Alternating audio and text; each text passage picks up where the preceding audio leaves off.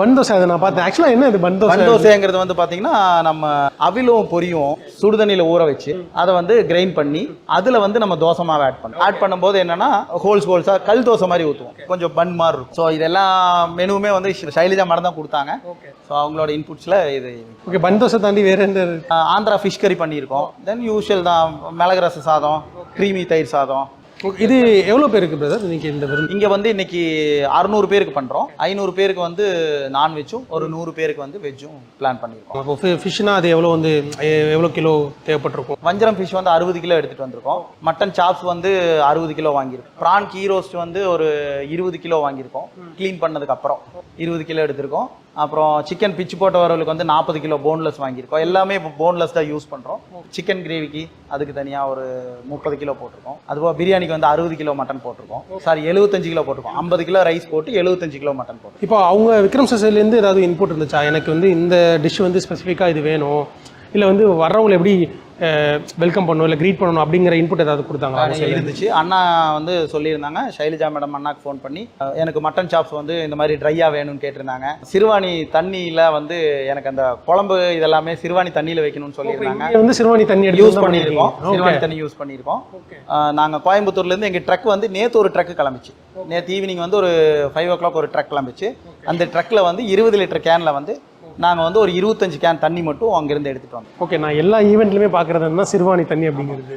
ஒரு ஈவெண்ட் கூட மிஸ்ஸே பண்ண மாட்டேங்களா அந்த தண்ணியை? இல்லை, அப்படி இல்லைங்க. ஒரு சில ஈவெண்ட்டுக்கு நம்மளுக்கு அது தேவைப்படுதுங்கிறதுனால நம்ம அதை எடுத்துகிட்டு வரோம். பெரிய வால்யூம்களுக்கெல்லாம் அந்த சிறுவாணி தண்ணி யூஸ் பண்ண முடியாது. சின்ன சின்ன வால்யூமுக்கு கண்டிப்பாக பண்ணலாம். பட் எல்லாத்தையும் அந்த தண்ணியிலேயே பண்ண முடியாது.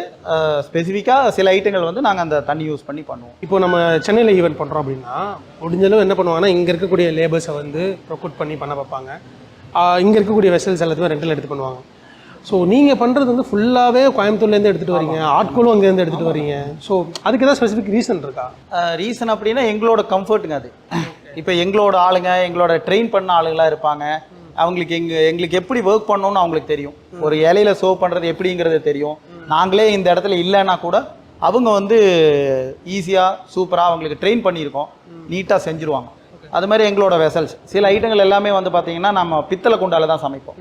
அலுமினிய குண்டால சமைக்கிறத விட பித்தளை குண்டால சமைக்கும் போது இன்னும் கொஞ்சம் டேஸ்ட் வைஸ் வந்து இன்னும் ஜாஸ்தியாக இருக்கும். இந்த டீ டேஸ்ட் பண்ணலாம் கண்டிப்பாக. ஓகேண்ணா.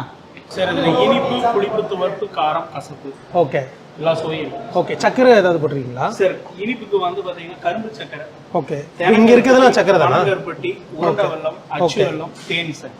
ஓகே, இங்கே இதெல்லாம் என்னது? இது தெனங்கருப்பட்டி, பனங்கருப்பட்டி. ஓகே, இது கரும்பு சக்கரைங்க சார். ஓகே, ஸோ இது எல்லாமே இதில் மிக்ஸ் ஆயிருக்கு? இது எல்லாமே இதில் மிக்ஸ் ஆயிருக்கு. மொத்தம் 115 பொருள் மிக்ஸ் ஆயிருக்கு. Oh, okay. இது மாதம்பட்டியோட special drink sir. Okay brother, இது எப்படி வெல்கம் ட்ரிங்க் மாதிரியா இல்லை வந்து சாப்பிட்டதுக்கு அப்புறம் எப்படி வேணாலும் எடுத்துக்கலாம்? ஓகே, வெல்கம் ட்ரிங்காகவே எடுத்துக்கலாம்.